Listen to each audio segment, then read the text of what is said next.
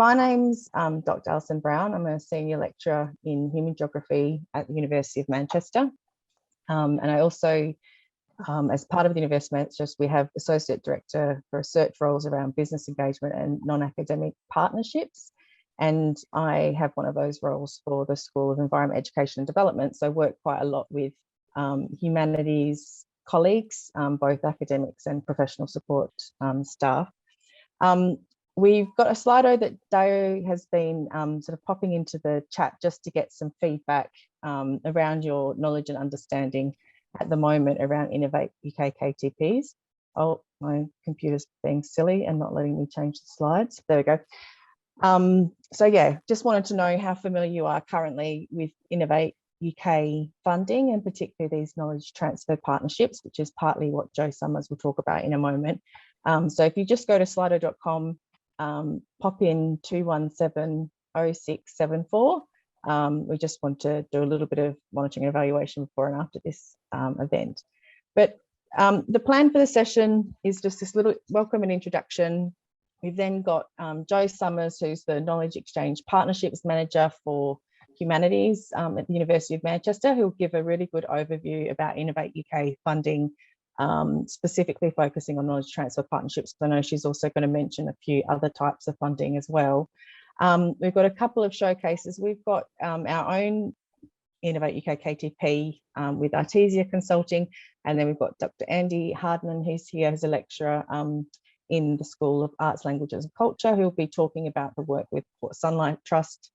Then we've got someone from Innovate UK who will also be joining us to give us some top tips, particularly thinking about trying to apply for this kind of funding from the social sciences and the humanities. And we'll have a bit of an opportunity for Q&A, and if there's time, a bit of a breakout discussion as well. So where this event today comes from as well is an Aspect funded, Research England Aspect Network funded project that is phase 2, called Methods for Change, that I run myself with the co-primary investigator, Professor Sarah Marie Hall. We've had 2 phases of funding across the last couple of years. And the intention with this funding is really to sit and sort of understand that social sciences, we're developing research and methods which really have value to non-academic sectors. They uncover knowledge about other unnoticed or marginalised ways of knowing. We do a lot of work to raise awareness of social, ethical, environmental and legal issues. We do a lot of research around quality of life and well-being, and many of the methods that we use in the social sciences actually enable us to reimagine social, environmental, economic and political futures. And there are some spaces across the UK and globally, I think, where social science and humanities funding, research and methods is kind of written into funding. We do a lot of impact work, but in some ways there's still a lot of potential to adopt those research approaches and methods within different sectors. So that's something we're really interested in within the Methods for Change project, is how do we go about communicating the value and power of social science research methods to non-academic sectors, and to ensure that they're utilised to make that kind of change. So we've had phase 1 over the last couple of years, and phase 2 has just started. As I said, with Sarah and I lead the project. Dr. Laura Pottinger is on as a co-investigator, and we've got 2 new staff over the last couple of months, Dr. Dio Essenau and Magdalena Röderkirchen, who are Research Fellow and Research Associate respectively, supporting the work. And we'll put some links in the chat where you can have a look at some of the outputs that we've got so far. But what we've been trying to do is sort of showcase these innovative research methods in creative and accessible ways and demonstrate this value that I was talking about earlier. The difference with phase 2 is we're also trying to sort of explore non-traditional funding routes for social science and humanities projects such as Innovate UK funding, and to see these possibly as routes to get our work embedded into different non-academic sectors. So there's lots of partner organisations. I know that we've probably got a lot of people from across the UK on the call today, but just, yeah, go to the Aspect website. There's a lot of really fantastic resources available already. They're running a lot of events around kind of research, commercialisation, entrepreneurship and innovation. And if you come from one of these partner organisations, then there's other ways that you can get involved in projects and funding. So I would encourage you to go and have a look at the Aspect website. In our own projects, we've been doing how-to guides. So we've been taking methods. The first phase was focused on creative, visual and participatory methods, writing how-to guides for non-academic sectors to try and understand what the method is, how you implement it, and then some of the potential places that can be taken up within different sectoral topics. And we have accompanying kind of creative outputs, videos, cartoons and other things that try and communicate that to different audiences as well. So would encourage you to go and have a look at those if you come from non-academic sectors. But what we're really talking about today, I think, is this bridge between what we're doing in the project, which is creating these how-to guides and ways of communicating the value of social science research and methods, but starting to then think about how those methods could be written into different funding opportunities with non-academic partners across the UK. And so for us on this call, the people that are presenting today, we think Innovate UK funding is a really interesting opportunity to create impact from social science research, but I think particularly is a very interesting pathway for bringing social science research methods into different non-academic sectors. And over the next couple of years, as you can see from this table, the research budget for Innovate UK is going to uplift quite substantially, whereas the money sort of available for AHRC and ESRC, the Arts and Humanities Research Council and Economic Social Research Council, stays the same in the same period. And so while we might often go to the ESC, ESRC or AHRC types of impact accelerator accounts as sort of a first point of call for our research translation, I suppose what we're trying to do in this session is to highlight that there are other routes through which you can try and get that impact money and work really in partnership with non-academic sectors to bring your research and to bring your methods into those sectors. And Jo will explain in a moment the sort of slightly different framing that you would expect, because it is about sort of productivity and growth as well as social, economic and political impact. But yeah, just wanted to highlight this here because I think it does demonstrate that there's huge potential for all disciplines, but particularly for those in social science and humanities in the coming years to really make the most of this sort of funding. Jo, you might talk about this a little bit, but there's lots of deadlines across the course of the year. So, you know, there are set deadlines that we're working towards, but it's not like a once a year sort of opportunity. There's lots of these, I think 3 to 6, perhaps Jo can give some more detail about that, but sort of 3 to 6 deadlines or more a year. So it really is possible to sort of plan for when they go forward. I think that is the end for me now. So I'll stop sharing for a moment and introduce you to Jo Summers, who's the Knowledge Exchange Partnership Manager in the Faculty of Humanities. Thanks, Jo. Hi everybody. Yeah. Ali, can you confirm you can see that presentation? I can see that, yep, and if you just go from beginning and it should be fine. Thanks. Hi everybody, so my name's Joanne Summers and my role in the university is Knowledge Exchange Manager, and predominantly supporting the Faculty of Humanities, but I also engage in support the other faculties as well.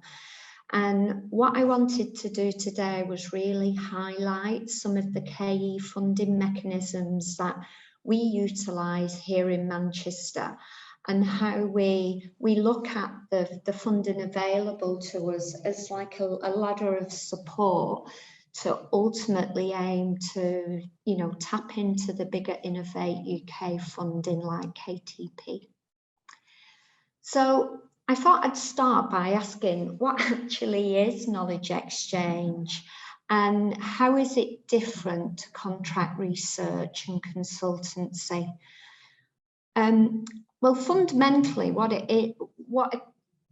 KE and especially knowledge transfer partnerships are not. They're not transactional.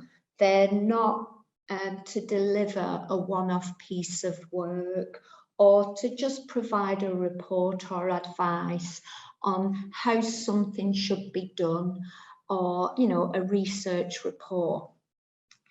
KTPs are truly collaborative, and in every sense, that they need to focus on applying knowledge and expertise from within the university to address a real challenge and need within a business partners organisation.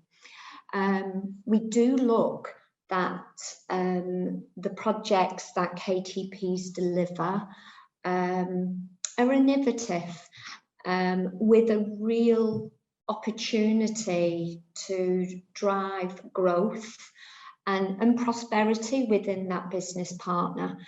But there has to be that true two-way exchange of knowledge. But benefits have to be accrued by both parties.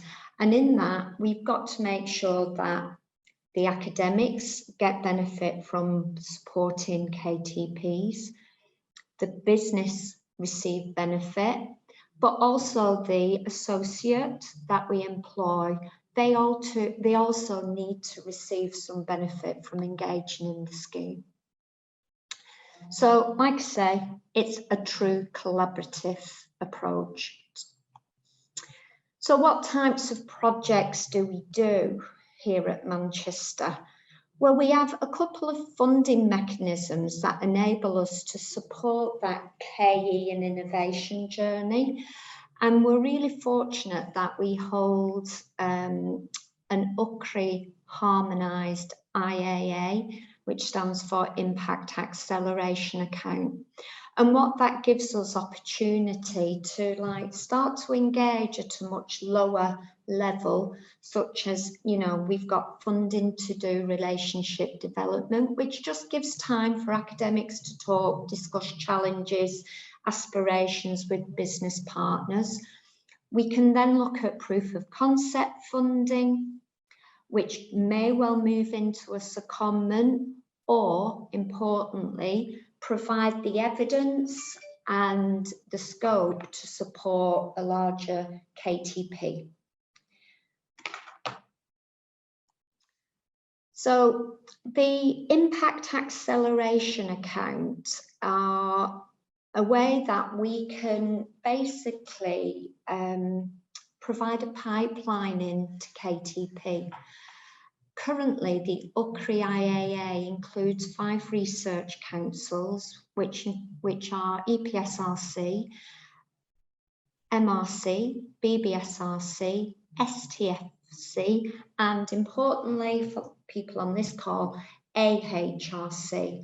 So we're able to use these funds to support research in science and engineering, health, life sciences, and arts and humanities. With the UKRI IAA, any sector is eligible to participate, and that does include public sector, which is very different to some of the Innovate UK funding. And we've got the 3 mechanisms of support that we can track through, that hopefully either one can help to inform a bigger KTP. So KTPs are our ideal goal to come out of the IAA. And it's important that when we apply for them smaller pots of funding, we really consider what the follow-on activity of that, and one of the main drivers is KTP. So what is KTP? It's, like I said earlier, it's a 3-way partnership. It involves an academic who has got expertise in a certain discipline, and it's got a business. And we normally start with the business, and it's a business who has got a challenge or a need, and need that expertise from the academic to help deliver the growth aspiration or innovation within their business. Once we've got the partnership in place, we submit the application, and on approval, we're able to recruit a KTP associate. Their role is to really deliver the project within the business, supervised by the academic team. As you can see there, grant rates range from 67% for SMEs, right up to 75% for not-for-profit organisations. SMEs in Wales actually also receive 75%, and project duration can be anything from 12 to 36 months. But what are we looking for a KTP to deliver? It really can deliver innovation to services or to a product, or create a new framework of working that will ultimately aim to improve productivity or efficiencies within a business. But the driver for a KTP very much has to be the delivery of an economic impact on the business. So we're hoping that the new knowledge we embed will ultimately drive increased profit within that organisation. We can apply for a KTP approximately every 8 weeks, and the national success rate is around 80%, but here at Manchester, we're 95%. And unfortunately, one thing to stress is, unlike the IAA funding, public sector is unfortunately not eligible. KTP also enables us to apply to some very disciplined parts of it. So there's some that actually focus on management and improvement of business processes to improve management capability within within the business. So funding rates and everything are the same as a classic KTP.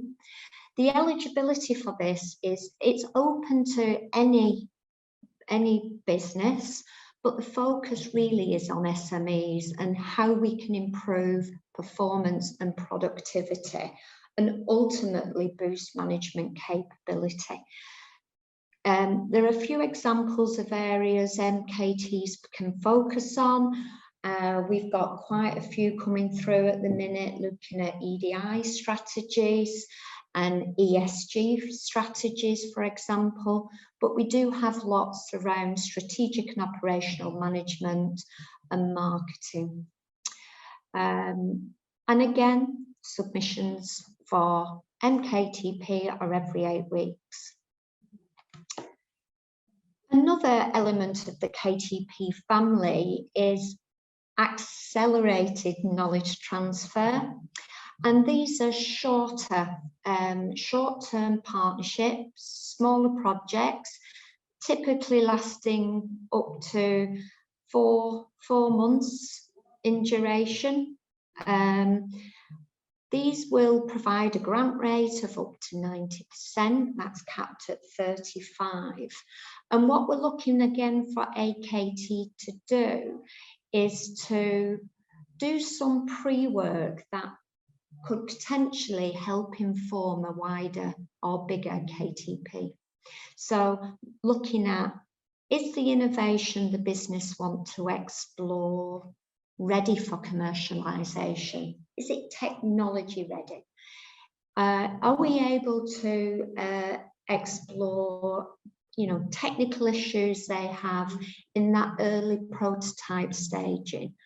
Or are we able to look at a specific piece of research that can help to inform, beta testing or applying of that new knowledge within an organisation?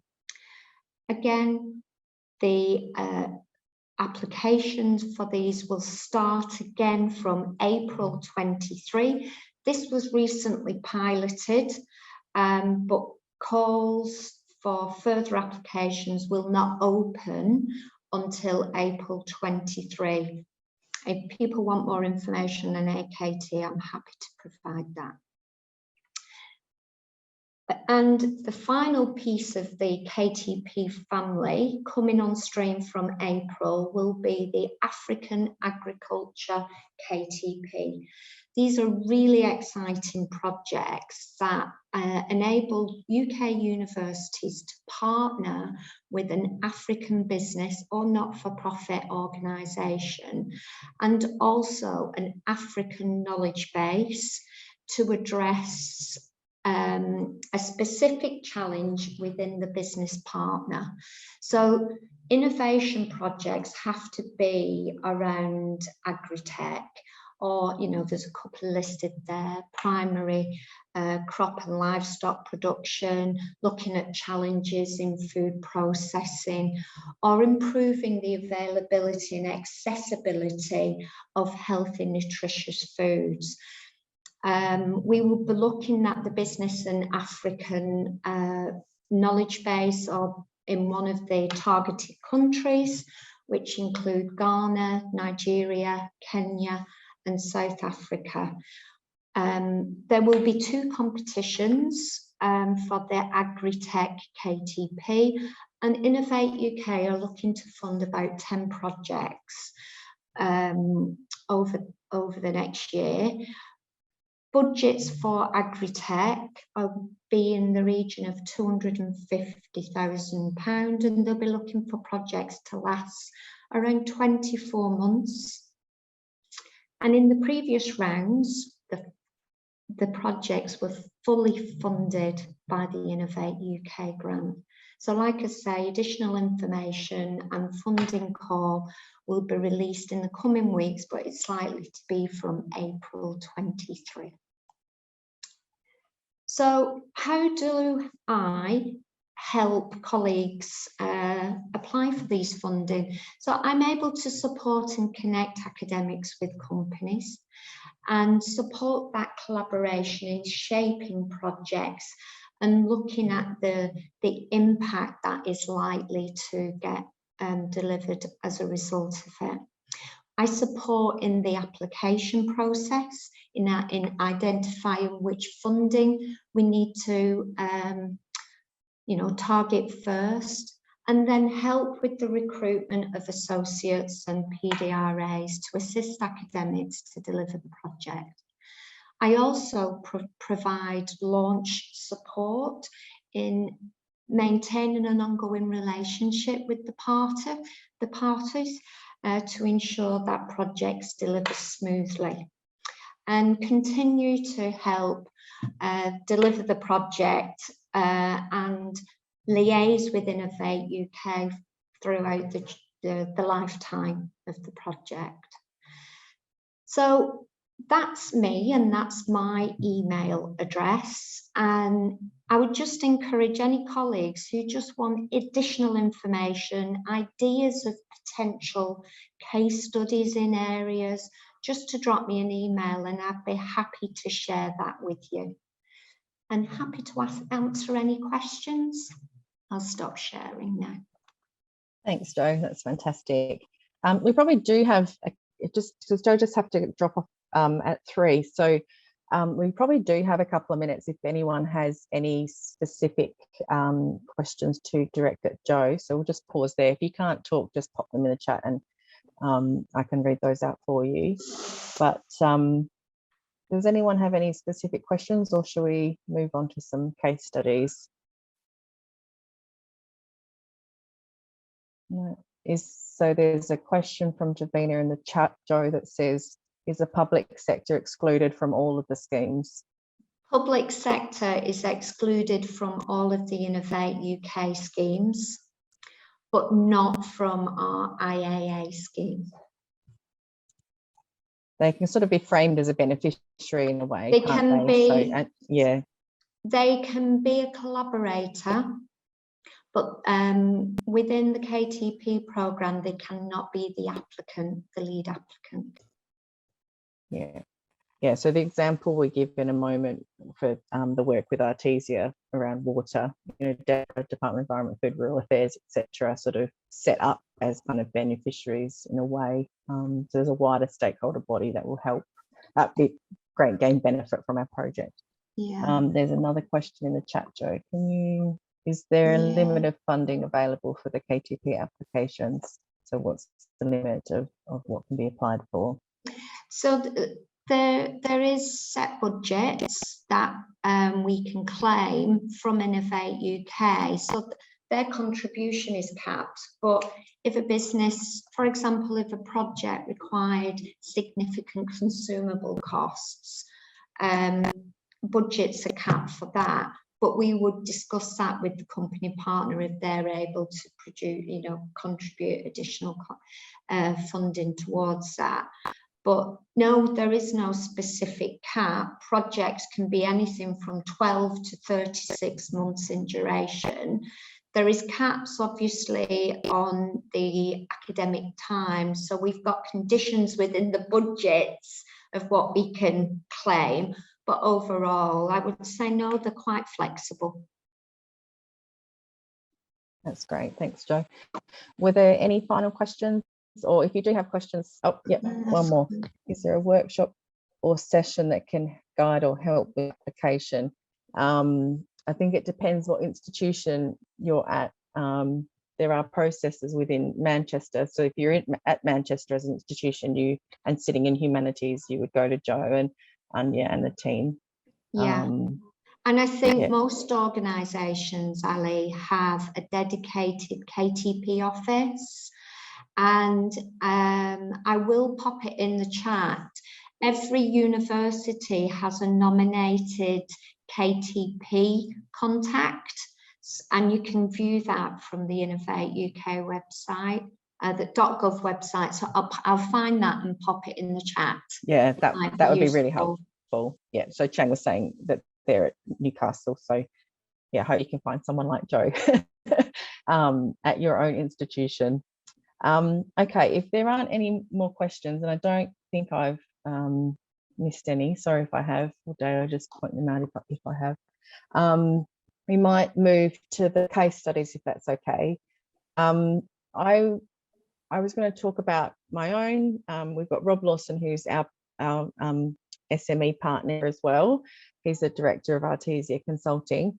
I thought it was helpful to give a little bit of a background about where this knowledge transfer partnership project sits for us within a sort of broader set of work, because for us it does become quite a substantial step in that sort of pathway to impact, and then really being able to demonstrate impact if we're thinking about it from a, say, research excellence framework perspective. I don't have any slides, so it's just going to be me nattering for a couple of minutes, if that's okay.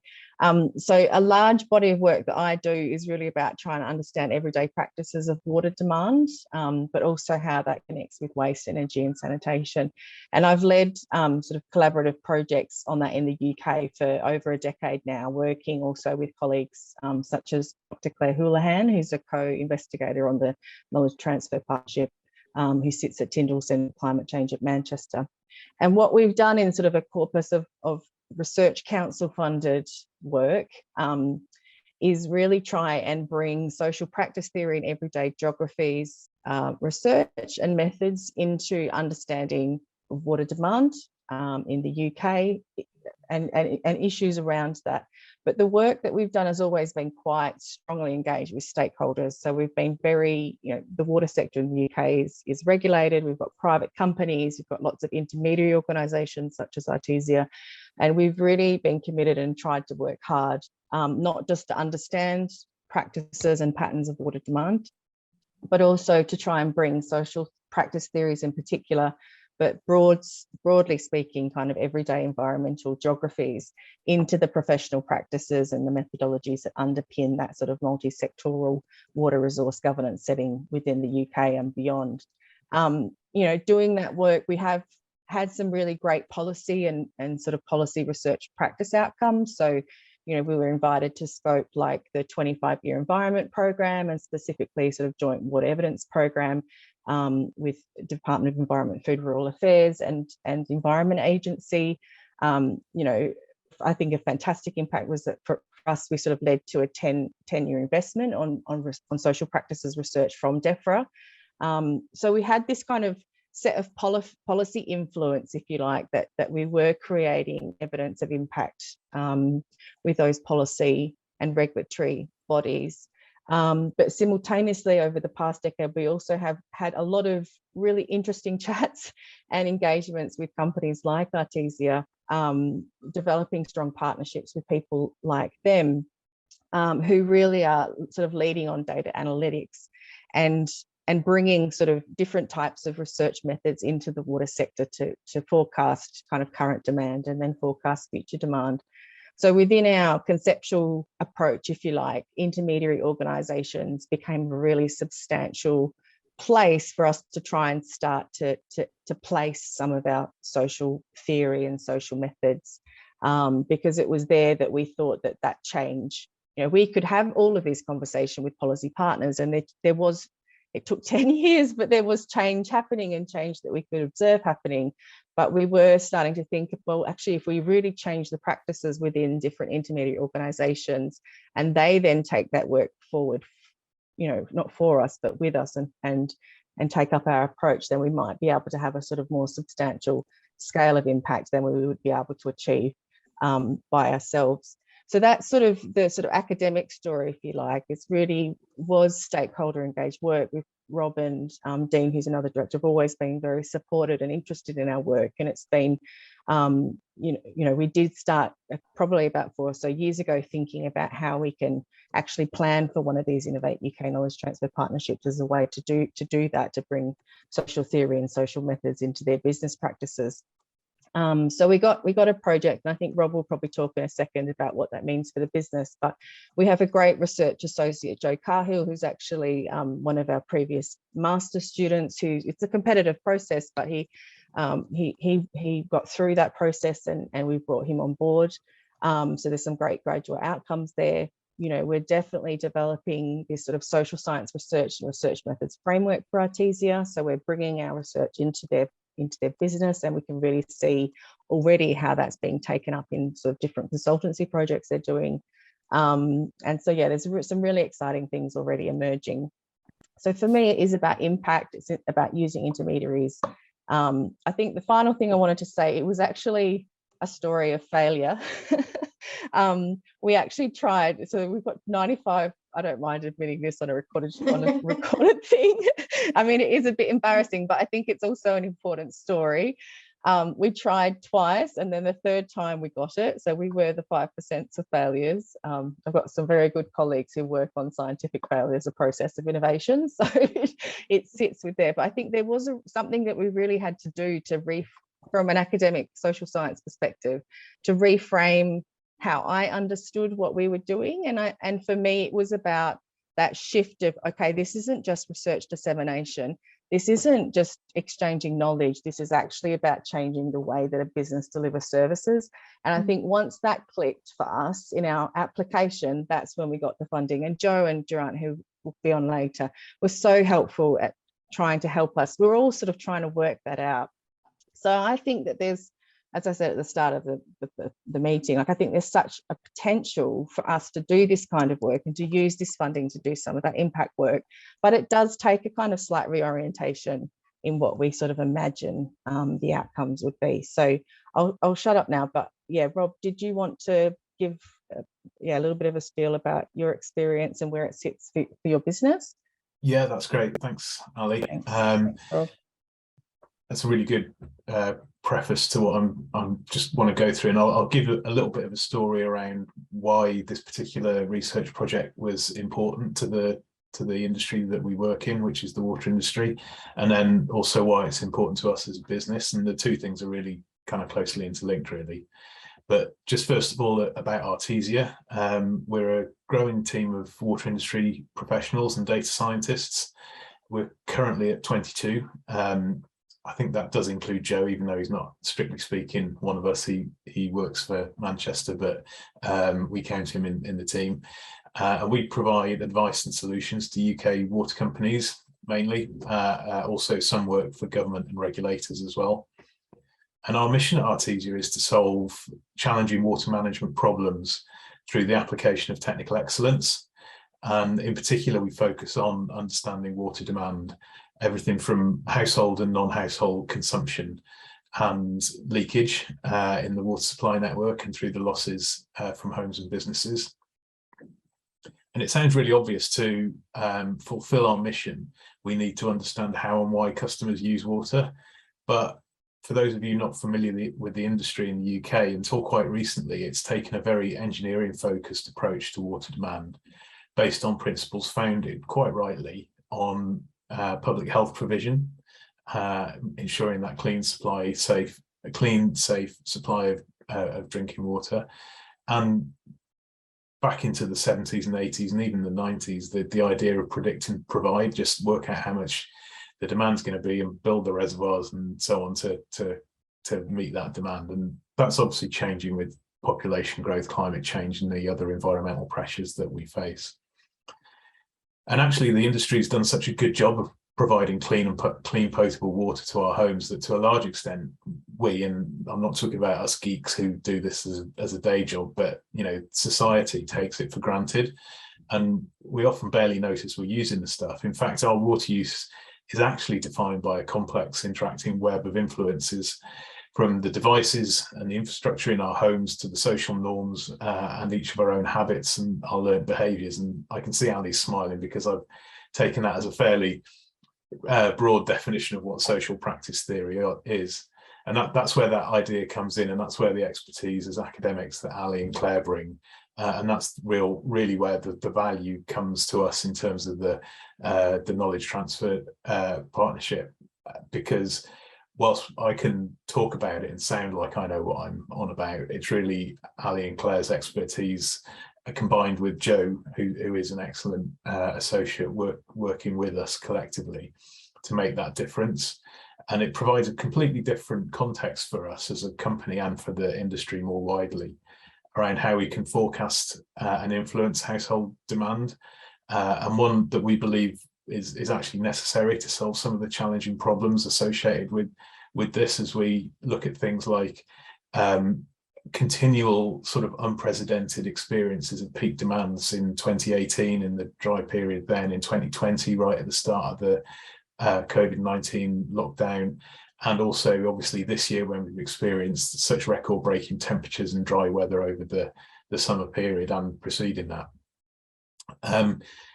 Also, some more of the prosaic stuff that it really interests us as a business to try and answer those challenging questions for our customers about why consumption is similar in households with different people in them, and also different in households with similar people in them, and ultimately what all this means for managing water demand and how we deal with things like hosepipe bans, which have obviously been in the news recently, but also incentives for the water companies and potentially also incentives for the customers themselves in terms of bills and so on.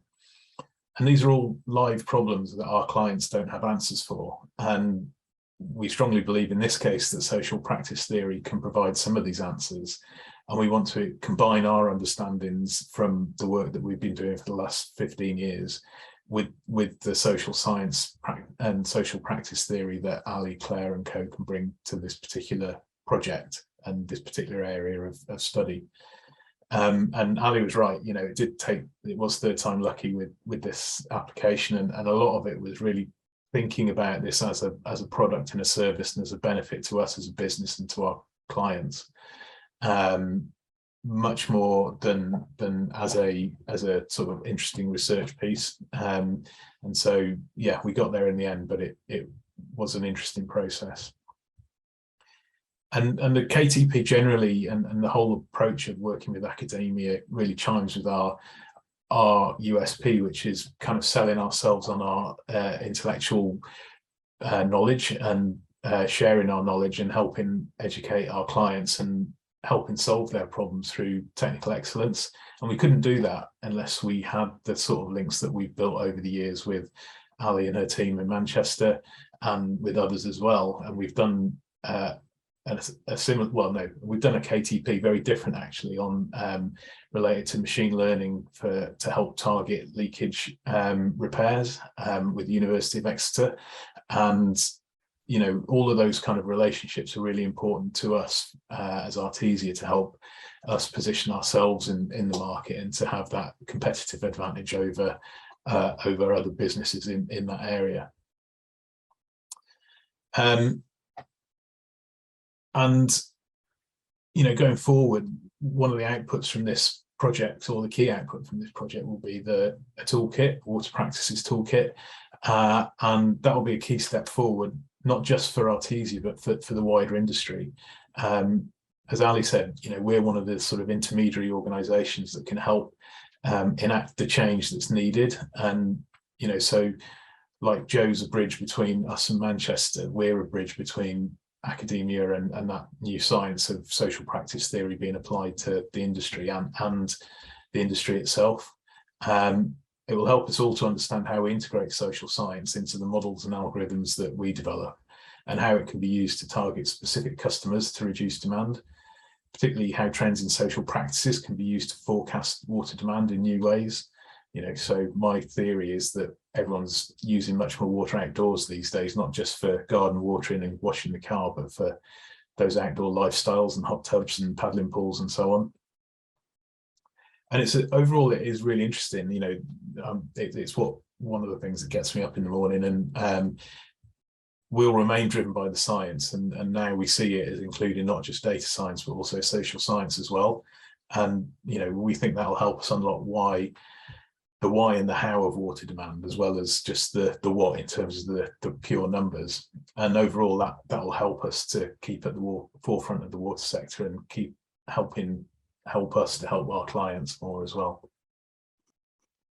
Yeah, and I think just to pick up on that, Rob, I think it's also thinking about those wider beneficiaries. There is that kind of immediate step of you working with, you know, clients through, you know, consulting and other sort of data focused projects. But for us as a team across Artesia Manchester, there is also then, you know, providing evidence of how this approach from social science works in these sort of small consultancy projects becomes a bit of a push, you know, back as an advocacy sort of, and not just advocacy, then providing the evidence really for there to be policy shifts within sort of departments and regulatory sorts of organisations. So it sort of, you know, it comes then full circle in that impact. Yes, there is this sort of immediate impact in and through the water sector through the take up of these approaches, conceptual approaches and methodologies. You know, that in itself is an impact, but also we hope in the longer term it will hopefully affect the way that the government sort of frames water demand and how it may or may not change, particularly under a changing climate and with the, you know, the scale of water stress that we have observed the last couple of years in the UK. So that's where the sort of wider beneficiaries sort of comes in. I don't know, Joe, if you've got anything to add there in terms of how that's framed, but that's how we sort of, yeah, envision that there's this immediate impact, but the kind of wider beneficiaries are X, Y, and Z over a longer time frame. And I think was that I think the first couple of applications that we did perhaps emphasize a little bit too much the sort of the beneficiaries as opposed to the impact in the business. But once we got that story right of actually we do want to influence these people over here, EFRA and Environment Agency and Ofwat, the Office for Water, etc. But the sort of, yeah, I hope that makes sense. And each project that, you know, for people on the call, that will be different for you, but for us, it was about that reframe of the conceptual framework being brought into Artesia and the methodological approach, you know, our ethics understanding process, you know, how do you do ethics application? What is ethical social science research? What does that mean for a company such as Artesia? Once we wrote that into the application, it got taken up by the people who, you know, sit on the boards of the funding. Joe, did you have anything to add there? Yeah, I think what we need to be mindful of is when KTPs are assessed, and I know Grant will be able to explain this in more detail, they look at innovation, they look at challenge, they look at impact, and it's the impact predominantly on the business, and then the wider aspect of the project. So it is, I think, like you're explaining there, we needed to focus more on the business case for doing this for Artesia, not the wider beneficiaries of it. And yeah, it's also looking at then what is that impact on the academic team. But yeah, it's drilling it right down to the business need and the business benefit. Yeah, and I think from an academic perspective, I think it's important to say that that change in the framing of the project didn't fundamentally change what Claire and I and the Artesia team, Rob and Dean and others, wanted from the project. So it wasn't like we actually had to substantially change our vision or what we were hoping to achieve in the partnership. It was really a framing issue. So I think that, you know, if people are interested in taking this up, you know, one, you've got large success rates. So if you're in that small percentage of failure, don't be too disheartened. Try again, and then think about those framing issues, because I think for us that was the key difference. Yeah, and I think the good thing about the failure is the constructive feedback you get. Yeah, it was. Yeah, absolutely. So if we're not successful, Innovate UK do provide really detailed feedback, and you know, there is encouragement to improve and reapply. And I think that's positive, isn't it? And that enabled us to you know, focus on the areas that were weaker in the application. Yeah, absolutely. And that 8-week quick turnaround, you know, it meant that we got the feedback, we could respond quickly and kind of resubmit. You know, many of us, I'm sure, have kind of project proposals that were never realized and born, sort of sitting in the files. But this process, you know, the process of the 8-week turnaround actually enabled us to reflect on that, go, right, let's resubmit. We did that twice. But yeah, I would really encourage you, if you do get that knocked back. It is also about, you know, Innovate UK sort of understanding the social science as well. So we're all learning about how social science can be brought into these sorts of funding schemes. And I think one last thing to really emphasize, Ali, in where I think particularly you and Claire didn't think the KTP would go to the point of, was that embedding activity. Yeah. It's not about just telling Artesia what they needed to do. Yeah. It was working with Artesia to embed that and build the new capability within the business. So it does take us to that one step on. Absolutely. Which is really important to consider. Yeah, and does actually increase the impact that the project will have as well. I'm just a bit, we've got a couple of minutes, but I'm just a bit conscious of time, and wondering, Rob, if you had any final reflections there, and or if people had any questions for Rob, just because I was thinking, Rob, I mean, you're welcome to stay, but if you needed to go for the rest of the call, we might just take questions now for you, if that's okay. Does anyone have any questions for Rob, or Rob, any final comments? Just to say, you know, my concluding comments really is I'd echo what you just said then with Ali, was that the challenge, I think the challenge was with the application was framing that social science as and capturing that as a value to us and as Artesia and to our clients. And obviously now that we're 18 months through the KTP, it's blindingly obvious, because the outputs are starting to be realized.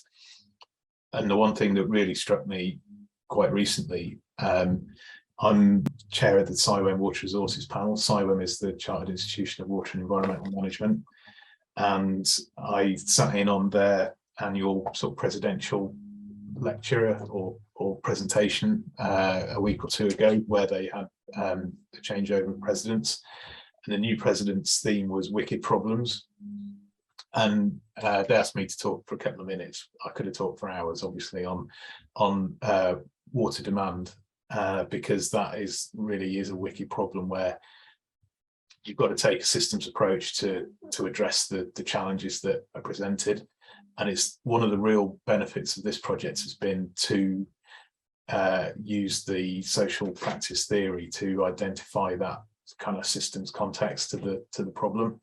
And it's one of those things where it's a bit of a Russian doll, where the more and more you think about it, the more and more ideas spring forth, and you find other suggestions within the shell of the initial ideas that you thought about. And I think it's very difficult to capture all that when you're at the start of the application and you haven't really had that experience. But I would just recommend to everyone or anyone who's thinking about embarking on this process is to not just sit in a room on your own and do the application, but do some brainstorming, do some thinking around what things would look like in a couple of years, what success looks like, and how you would capture that and describe it. So yeah, think positive and think about those benefits. And I can remember Joe and Geraint both saying, there's more value here. There's more value here. And I was thinking, well, I don't want to be overstating, what income we're going to generate or that kind of thing. But I think it is a case of really keep digging. Don't just think, well, it's obvious we're going to have a business stream of X thousand pounds a year, and it's very sort of black and white. Actually, the benefits are really in many forms, and whatever your KTP ideas are, you should keep digging to find those ideas going forward, and make sure you've really exhausted the mine, if you like, before you get that down on paper as part of the application. That's great. Thanks, Rob. That's really helpful. And I think it's so helpful to get, the other side of the story as well for this event. So we'll let you go if you don't have any, I don't think there are any specific questions, but we can take those later and I can pass those on. And Joe, was there anything else that you wanted to say there before we go on to Andy's case study? No, just great. To say, Ali, I've put the contact link, so that link in the chat will, if colleagues from other universities want to understand who their KTP person is, the contact details are in the chat. You just click on that link and find your university. That's great. Thanks, Joe. Thanks, Rob. Appreciate it. See you later. Yeah, any questions, Ali? I'd be happy to answer them. But thank you. Yeah, I've got some hoovering going on in the background, so it's probably good luck with the hoovering. Thanks. Bye, everyone. See you. Joe, you've come off mute. Was there something to add? No, I just wanted to add that the links that are in the chat will be included in the slides, which we'll provide with the recording. Thank you. It's really helpful. Okay, we've got Andy Hardman, Dr. Andy Hardman here, who's in the School of Arts, Languages and Culture, lecturer of creative and cultural industries. I hope I've got that right, Andy. And yeah, you'll be talking about some your really interesting project with the Port Sunlight Village Trust, which is quite a different sort of, in terms of content and organisation than the one we've just had. So I'm really interested to hear what you have to say. We've got about 20 minutes or 15, 20 minutes or so. So over to you. Thank you. Okay, thanks, Alison. Yeah, so I'm in Salk, and I suppose what it's so interesting hearing about that project then, but I think what I do is just go through the project here, and hopefully colleagues in the School of Arts and Languages and Cultures maybe will see sort of how a KTP might fit with the kind of projects that we used to doing elsewhere as part of our research in arts and humanities. So the initial idea for Port Sunlight was all about dialogue and engagement for our KTP.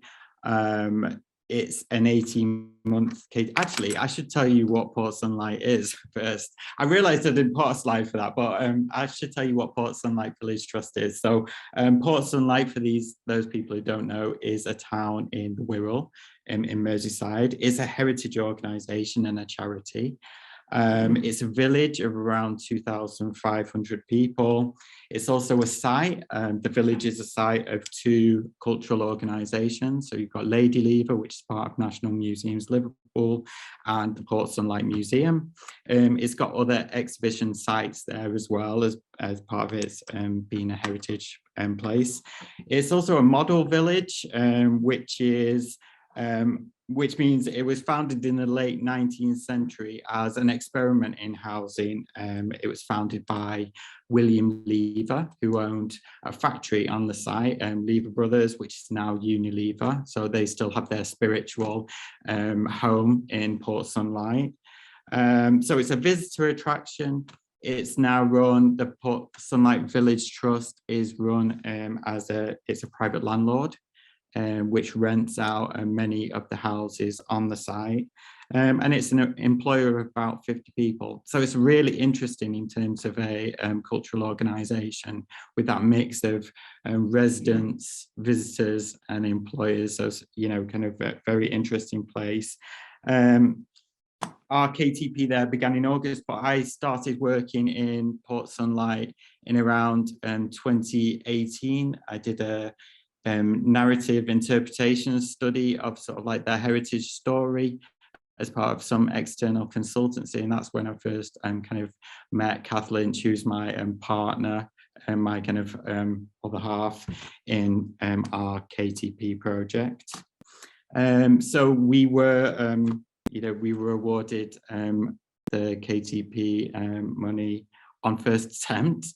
And we got £94,000. I don't know whether it's right to talk about figures, but there it is on the table. We've been given money for an 18-month KTP project, which is around developing interpretation and engagement pilots on the site over those 18 months. For that, we have a research associate who's working at Port Sunlight now since August, Matthew Bridson. And the actual project is relating to the reputation of the village's founder, William Lever, and particularly the exploitation of Congolese workers by Lever Brothers, that company, in the, sorry, something's happening to my computer, in the 20th century, and I'll talk about that in a second. This is kind of like part of an ongoing research collaboration as well with National Museums Liverpool and Unilever. So it's kind of like part of sort of relationships and partnerships that have been developed by the Institute of Cultural Practices. And the application was done by me as the supervisor, with Kostas Arvanitis as the senior supervisor. So, as I say, I worked in Port Sunlight around 2019, and there was a particular moment around June 2020 when Kath got back in touch with me, sort of as a critical friend, around certain problems that they were having at Port Sunlight. Obviously, when we did a narrative interpretation study, we did talk a lot about the reputation of William Lever and difficulties in terms of, the way the heritage was told on site.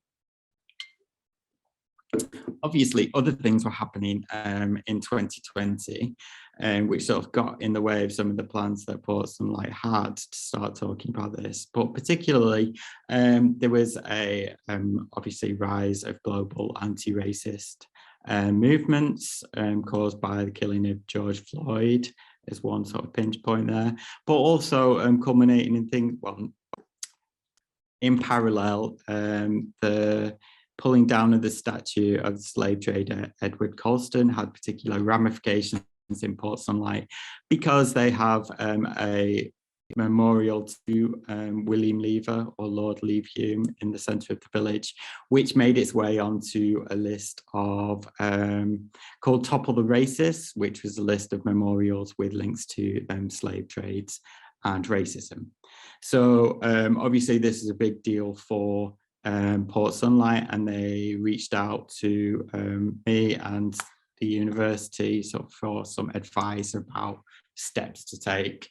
So some of the things they were doing at the time, which we helped with, were helping them with a statement on anti-racism, producing new material for the site around Lever, exploits in the Belgian Congo and racism. And also, they took, as well as part of an organizational kind of move, was to increase EDI training across the organization.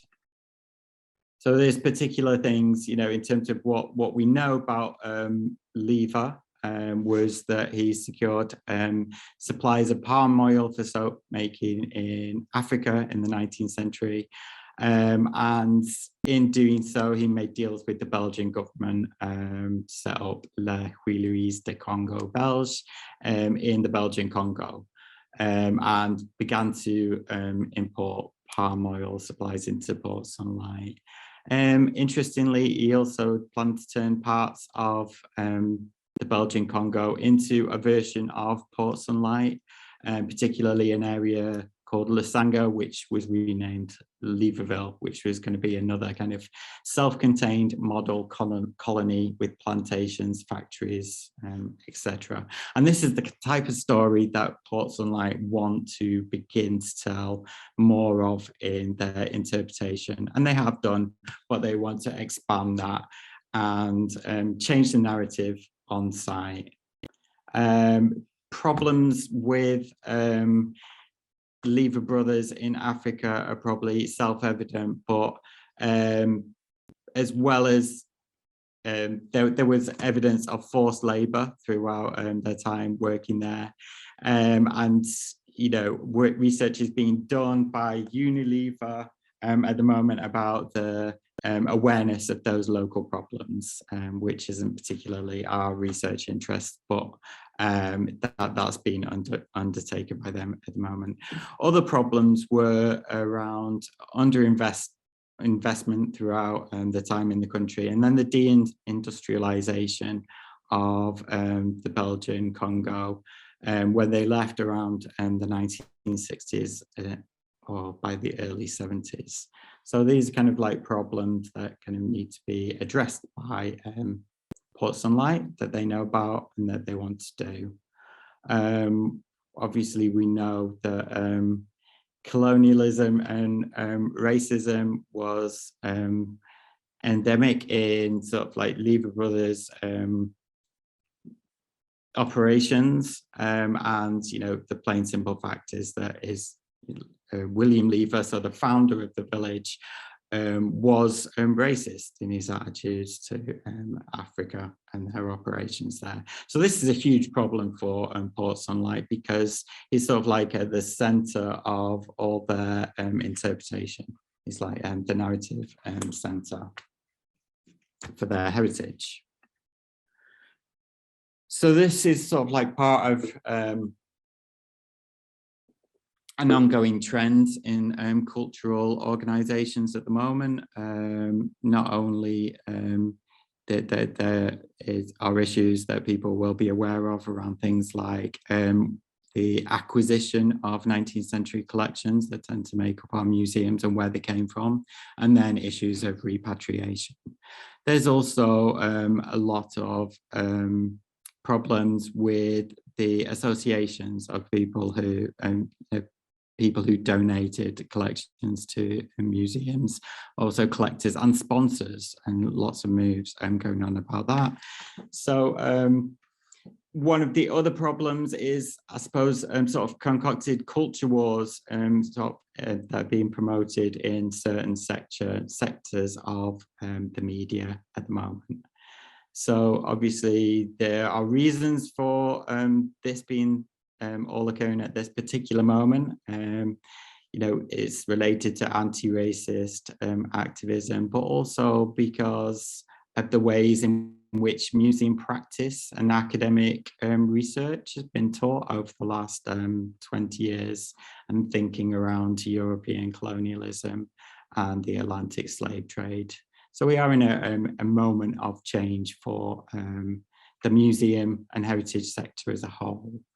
But the flip side of that, and this is why it's so important, or a challenge for Port Sunlight, is the question of whether audiences are ready, and particularly the stakeholder group at Port Sunlight, where not only do we have visitors, but we have residents on the heritage site who have a very strong connection to that story of William Lever as their sort of founder and William Lever as a philanthropist. Sorry, I can't get my words out there. So this creates certain long-term problems for PSVT. You know, as I say, it's a hyper-local organisation. But he's central to the interpretation, but residents attached to this narrative. And, you know, it's still true that he was philanthropic, but the full story's less clear-cut and, you know, much more interesting in its fullness. Another problem that PSVT have is that staff and visitor services, so the people who are at the front line with visitors, are under pressure to explain these difficult subjects to people asking questions about the facts of Lever Brothers in the Congo, for instance. And also visitors have really diverse, complex views on museum objectivity and whether museums should take political stances. Obviously, we know museums aren't neutral, politically neutral, but how to explain that to visitors when visitors tend to put museums on a pedestal in terms of valuing truth and the facts. One of the other problems for Port Sunlight then is how they achieve their strategic aim in their 5-year strategic plan, which is to be an inspiring place to live, work and visit. You have to ask the question of for whom, if they're not going to directly address questions of racism in their central kind of like heritage narrative, then who are the people that are not going to want to come and live, work and visit Port Sunlight in the future? And this is a problem that obviously Port Sunlight were acutely aware of when we first started to talk about this problem in 2020. So what we devised was a project which would be about specifically producing dialogues on Lever and racism, and thinking about creating more dialogue between the organisation, residents, visitors, etc. But actually building the capacity to think about these things aside from other operational matters in the heritage organisation was one of the key factors for wanting to do this particular KTP project. So we applied to Innovate UK and we recruited a full-time inclusive heritage officer for 18 months of research and development, specifically tasked with creating 4 pilot projects that are going to produce dialogues. As we're very early on in this project, it began in August, but it's clear that this kind of production of dialogue is going to be about creating community groups with different interests in living, working, visiting Port Sunlight, and to bring them into dialogue with leadership of Port Sunlight, so to create sort of constituent groups that will be in dialogue with the organisation itself. And we're drawing on museum best practice in sort of like that community engagement practice. In terms of some of the things one of the things about KTP projects is obviously this is about building sort of like a revenue stream. So we did think about sort of like how to talk about the consultancy ability that we want to build for Ports and Light. So which is where kind of the knowledge transfer would come in, our knowledge in decolonial practice, engagement practice, for instance. So we've put down that we will be creating a toolkit, which we will aim to put in front of similarly placed organisations, so smaller heritage organisations, say, with difficult heritage narratives that they want to deal with. So one of the other ideas is to have some kind of residential summer school in which some of those ideas could be talked about with wider groups of people. So in terms of ICP research, so I'm in the Institute for Cultural Practices. So elements of our research are around cultural and creative industries. Obviously, we're interested in policy and practice, but we also have research expertise in decolonization of cultural institutions and practices, but also critical approaches to cultural dissonance and conflict resolution. So that's kind of like our side of the bargain, I guess. In terms of our methodologies, I suppose research with impact is kind of embedded in most of the things that we do. I suppose because in terms of methodologies, we're mostly talking about engaging with audiences and about participation, because our focus is on cultural practices and cultural organisations. So in terms of that, I suppose what's interesting here for us is also to think about the economic values in that engagement, and sort of like looking at best practice elsewhere in cultural industries. And one of the most interesting things for me with this project as well is about putting theory into practice. So we do talk a lot about decolonial practice, but we don't really get a chance to really consider with an organisation what are the challenges embedded in some of those theories about or the ethical questions that come into things like decolonial practice. I was asked. Andy, Yeah. Sorry to interrupt.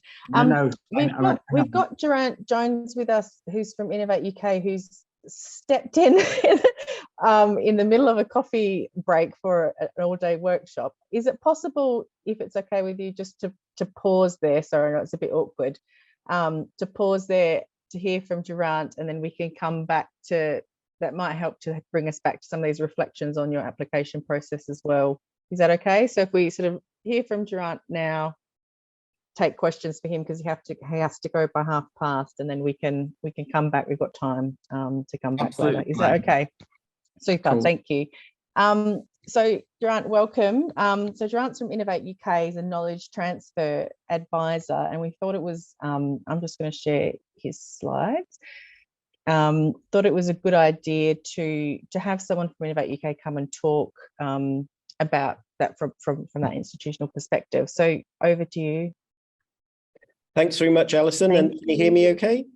Yes, we can. Hopefully everyone can see the slides. Yeah, so thanks very much for asking me in, and sorry I couldn't stay for more of the session. Looks really interesting, but we've got our first two-day away day or away two-day session in a while. There are 34 of us knowledge transfer advisors that are based around the country. So my patch is for companies in Greater Bristol and South Wales, and we're getting together for the first time in 6 months face to face here. So I'm a part of the Innovate UK family with Innovate UK KTN. Specifically, what I'm involved with is Knowledge Transfer Partnership Scheme, which is Alison and I know each other, and there's a fantastic partnership between Alison and colleagues and a company, Artesia, that I won't cover, that Alison can give you, or maybe has already given you the background there. But what we do at Innovate UK KTN, and I'll read out what we've got there. Innovate UK KTN exists to connect innovators with new partners and new opportunities beyond their existing thinking, accelerating ambitious ideas into real-world solutions. So with KTN, we're looking to leverage innovators and new partners, whatever the academic discipline, and specifically with KTPs, knowledge transfer partnerships. That is a business where there's a business-driven need, but where they can usefully get support from any academic discipline. So you might see a lot of Innovate UK grants and calls. They're quite specific technically, but KTP is something that is completely based on whatever helps the company in terms of support from that academic team. And you can also see some of our ethos and things that we're focusing on there: net zero, diversity and inclusion, global innovation, adoption and diffusion, and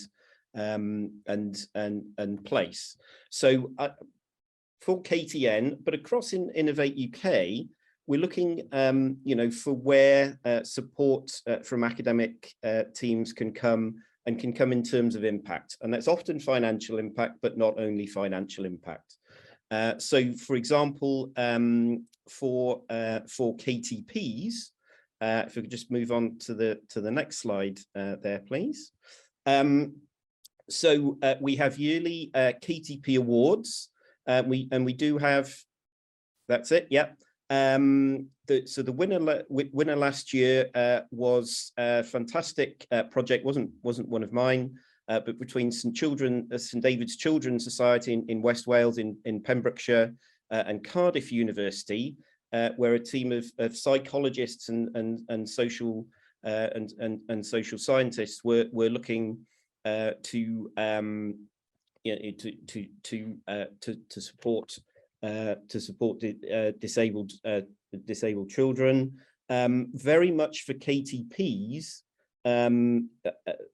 the impact there can come, as I've said, not just in terms of financial impact on an organization, but also in terms of wider societal impact, potentially in environmental impact as well. So KTP, I think, is a scheme you should all be thinking of or be thinking about. I can move on to the next slide, please. So for KTPs, perhaps for most Innovate UK projects, but certainly for KTPs, it's something that's driven by the needs of the business. So when you're looking to apply, you need to focus on that. What's the business-driven need, and how is it going to create an impact for the business? So Alison will know, and I hope she won't mind me saying it. It took a bit of time for the KTP that we've got together to get the melding of that story, and it was a lot of it was working with the company to say, what is the scale of the impact going to be here? And I think maybe, especially for social science and humanities projects, the focus in the collaboration with business is that the academic team, perhaps, and to an extent the business, want to explain in detail what's going to be done. Whereas if you're looking to apply for and support businesses, reviewers will think simplistically initially, okay, what's the business need? Is this collaboration going to help that business need? And then the detail comes after. So I think focus on the impact, create a vision. So for a KTP, you're looking at what is the impact on the company. For a KTP also, it doesn't need to be a company. It can be a charity or a not-for-profit organization. But to think, what will that organization look like in 5 to 7 years' time? How will it be different from now? And how will the work that you're proposing embed, transfer, give that missing piece of the jigsaw to help the company deliver against that plan. And then, you know, when we did get the application in, initially it was a bit focused internally towards cycles in the water industry and regulation and things that were internal, and how things might help things internally. So it's not just for the academic team, but team with a business that has a vision that you know can make an impact. Tell the story, engage emotionally as well as intellectually. So, you know, say what the impact will be on the company, but also tell the story. And perhaps this is where, you know, actually you can have an advantage with social science and humanities projects. You're not trying to describe some piece of tech. You are saying, well, we will change the way people do things, change perspectives, change ways of thinking. And so, you know, also describe how that proposal will help deliver against that vision. So, you know, as always with any Innovate UK application, I think don't just read it yourselves, give it to someone else, say, what is the impression that this gives? We think this can make a real impact. What, you know, get that outside perspective there.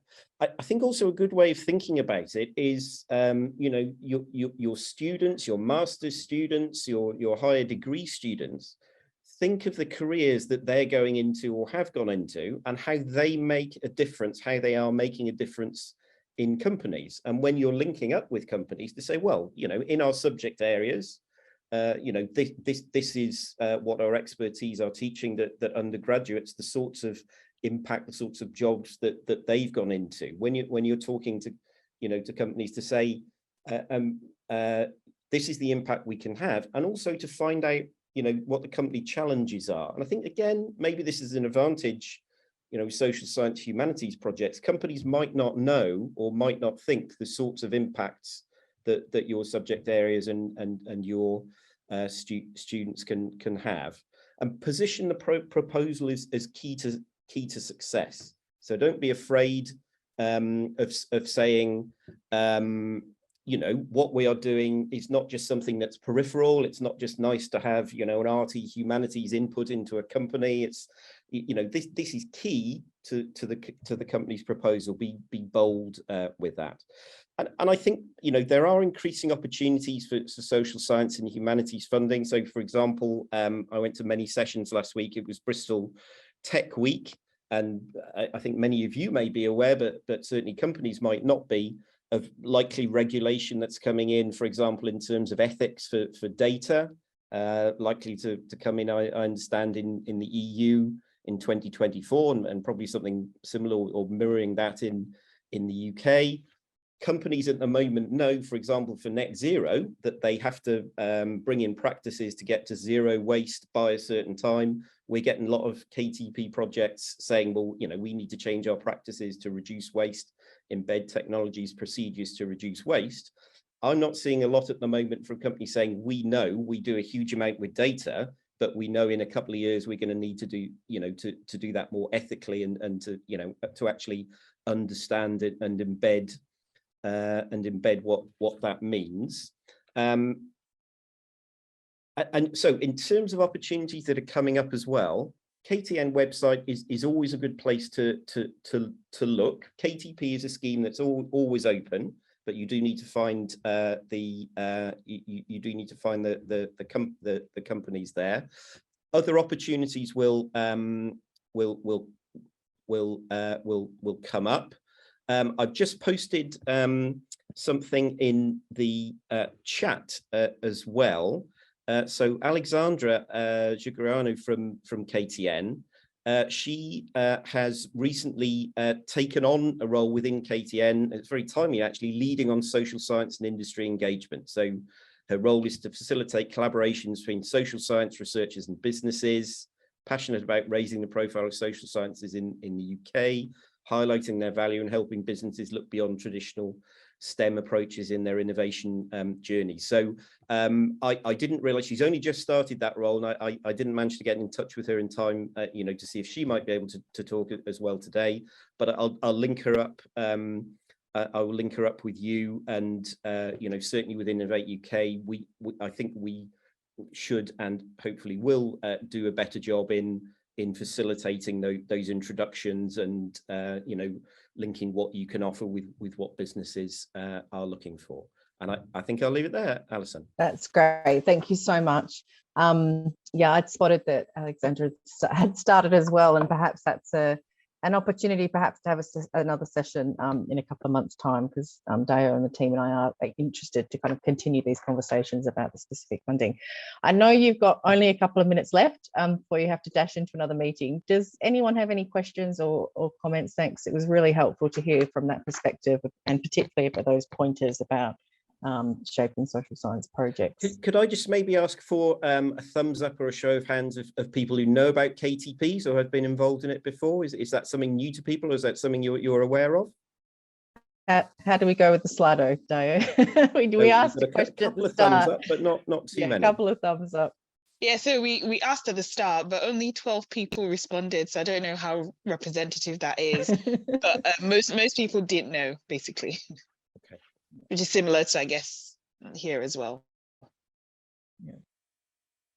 So yeah, and we're keen to, for people on the call, you know, we are keen to sort of support these conversations going forward as part of the Methods for Change project. So Grant, there's probably, you know, an opportunity, it's a conversation for us to have afterwards. There's possibly an opportunity to have a follow-on conversation if people have ideas about projects that they're wanting to explore for themselves, you know, to help signpost people into those right networks within Innovate UK. But yeah, does anyone have any questions at all? Feel free to pop them in the chat, or also if you're comfortable, just take your mic off, mute off and ask directly. No. Okay. You've got a chance for another coffee. Does anyone agree with me in what I said, that you know, think there may be good opportunities in terms of you know, knowledge about the ethics regulations for data coming in? Is that something people are thinking of or are involved with, or am I wrong? Is that not necessarily an opportunity? I think it's an interesting opportunity. I mean, in some ways it links to what, I don't know how it goes in your KTP, Andy, but in ours it does. You know, we've had to go through an ethics process to do some. We've got a kind of toolkit of methods that we're developing. And part of our KTP is actually a period of primary data collection to test, if you like, some of the approaches that Artesia may then develop in the future. So we've had to go through an ethics application internally, which at Manchester is incredibly stringent and rigorous. And that has been a very long process, but it has been a very helpful process, I think, for Artesia, because it helps map out. Yeah, universities are quite well used to that, but I think there's real opportunity there. Companies don't realise they will have to go through similar processes just to be able to trade and to offer you know, machine learning and AI. You know, a lot of companies don't realise that they won't be able to carry on doing what they want. There will be legislation there that you know, dictates what they want to do.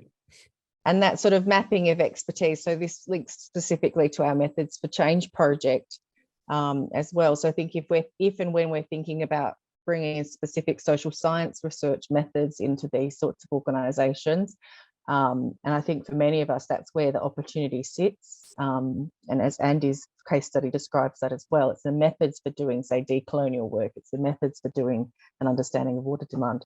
You know, we're having those conversations about ethics within our own teams. And so I think, it's interesting that you reflect upon that, because we're probably doing that anyway, but more could be made of that as an opportunity in terms of the impact for the business going forward with social science, arts and humanities KTP projects. So let's continue the conversation. Sorry. Yeah, just to say, Michaela's put in the chat. I don't know if you've seen. Oh, sorry, I didn't see that. About, she said the question about ethics. She said we have a lot. She was agreeing basically that they have a lot at Edinburgh, and they've got a Centre for Tech Moral Futures. So that's interesting. Michaela, I don't know if you wanted to. Yeah. I've just added more to the chat just to let you guys know, because it's something we're trying to grow into, but the issue is the companies don't know what to ask it. So it's sort of like GDPR and the chicken and the egg. Nobody's really asking the questions, but we've got the answers. Well, not all the answers, support for answers. Yeah, that's really helpful. Thanks, Michaela. I believe Edinburgh's a aspect partner, so perhaps that's something we can follow up for you with you for Methods for Change as well. Thank you, Durant, for being here. I know it was a busy day for you. Appreciate that, and yeah, we'll talk soon. Absolutely. Thanks, Alison. Thanks, everyone. Thank you. Bye.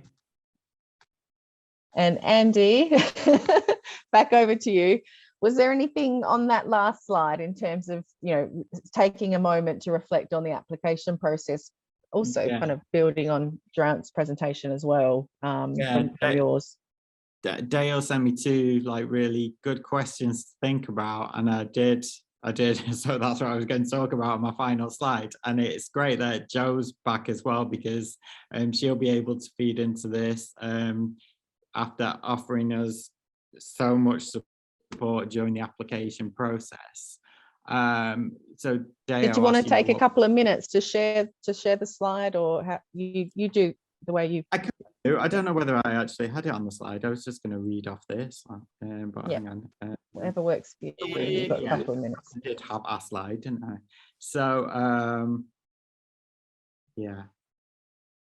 I mean, in terms of what was different, the major difference with this and applications that I suppose our partners, cultural organisations, would be used to making, like cultural industry applications tend to focus on audiences and the value, you know, in terms of the benefit for audiences, however that is measured. But as Jo was saying before, you know, the focus in KTP is very much along straightforwardly economic lines. So things like productivity and growth and business case. You know, so it was a stretch to really be thinking like that with a cultural organisation, not just for me, but actually for that cultural organisation, and putting their application in those terms. Or, I think, Andy, I think what we had to do, certainly with PSVT, was use different language. Yeah. And get them to think about profit was alien to them. They didn't like the word profit. So it was like, how can we generate surplus? And it was using language that they could resonate with. And I think that helped to get the journey going, didn't it? Of, you know, how can they then see this, the outputs from this project as an asset to them?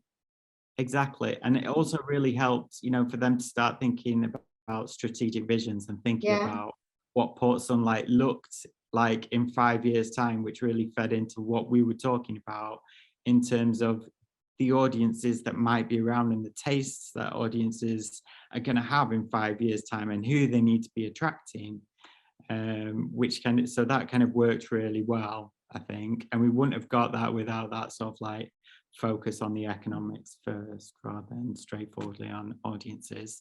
I was also asked to think about, you know, what I'd do differently. And when I did initially start talking to Port Sunlight about this application, we started off thinking, well, what I would do differently now is to immediately think about those revenue streams, like new ones, or creating greater sustainability for what already exists. We initially started talking directly about capacity building for this piece of work.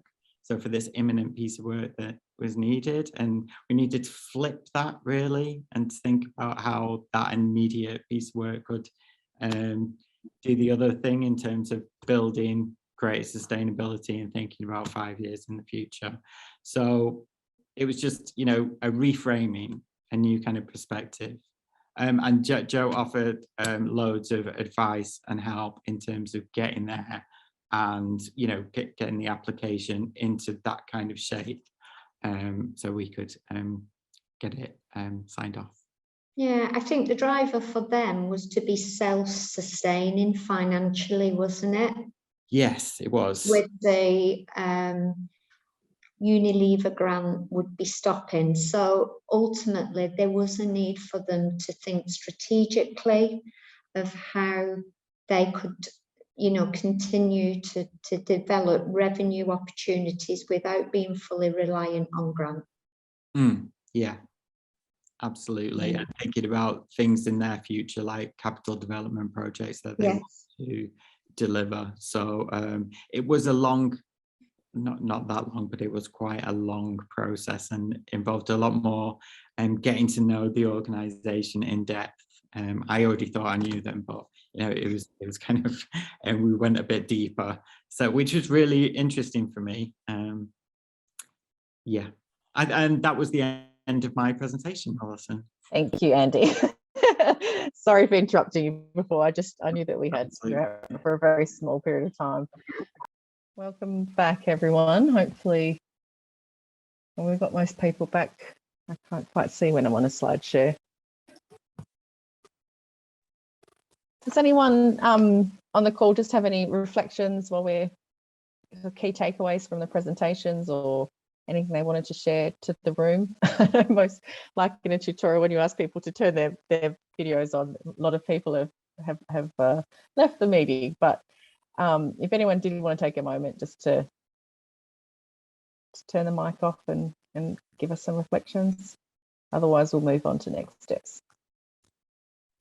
I had just a quick question about how onerous the grant making process is. Is it like an HRC or a more conventional research council grant, or is it in terms of time demands in terms of creating information? I think it possibly depends on the support available in the institution. At Manchester, because we have such a strong knowledge exchange team, Jo and her team were utterly supportive, and it honestly was one of the best grant writing processes I've been involved with in my career, because they took so much responsibility for getting really the detail down. So it was really a smooth process. I suppose that would possibly vary institutionally depending on the support for that grant writing process. But Jo, are you back with us? Yeah, so there's two elements quickly, Jenny, to the application. There's a very basic expression of interest, which just pulls together, what do you want to do, why do you want to do it, and what will it achieve? And then once you've got over that first stage application process and met with your advisor like Grant, you then move into the full application form. So there is two elements to it. The full application form is really focusing on the business case, and a lot of the questions within that are aimed at the business partner. But the other element to the full application form is an academic work plan. And that's what the academic team will focus on, and it details the project delivery. Many academics struggle a lot with the level of detail that goes into the plan, and it focuses not only on what you're going to do, but it goes into the detail of how you're going to do it, with timescales and clear deliverables, for every task. So I think many colleagues just get a little surprised with the level of detail that goes into the work plan. But again, KE and KTP managers can provide guidance and support in the writing of the plan. And it's throughout that plan, it's not only saying how you're going to do it, but it's how you're also going to embed it in the business. On average, Jenny, I would say they take at least 3 months to write for a good one. Thanks, Jo. That's really helpful. And I suppose, like most institutions, there'd probably be examples of successful applications that we could, and if people are interested, I'm sure we can share parts of applications. And if so, just get in touch. Andy, you had a comment there as well. Yeah, I was just going to say, I was just going to say to Jenny and everyone that you know, that focus on the business as well was kind of surprising to the business partner as well. So, you know, the amount of detail they had to go into, you know, kind of 5-year forecasts, etc., was kind of slightly more than they were used to, and as well as sort of like the academics surprise at the amount of detail we had to go into. Yeah, I think that's a good point. So it's, yeah, I think that's why those early conversations with your knowledge transfer business engagement teams probably a good idea. So if you're thinking of it, get in touch with those people in institutions early, because they can really help, yeah, shape expectations, I suppose, about that application process too. I'm just a bit conscious of time, so I just wanted to run through some next steps. So if you are at Manchester, Joe is your person to go to, and then can ricochet that through the rest of the team for support. So the email address is there. As we said, get in touch with your business engagement knowledge exchange teams, research directors in schools and faculties. We've shared some links around the specific people within Innovate UK and KTP. Hopefully you managed to copy those down from the chat. And there are some academic guidance as well. Durant is wonderful. I'm sure he'd be happy to take individual emails and things, but there are kind of area-based KTP advisors, so perhaps also look in your area. And in terms of next steps from our team, as I said, Methods for Change is continuing through the Aspect Network into this academic year, into August 2023. So if you are at an Aspect institution, we're very keen to have conversations about how we can support academic colleagues and non-academic partners through those Aspect institutions to be developing these sorts of programs. And Dayo and I will be thinking of a process for that over the next 6 months. Hopefully we can support some specific academics into those, particularly those that have contributed to our Methods for Change how-to guides and things.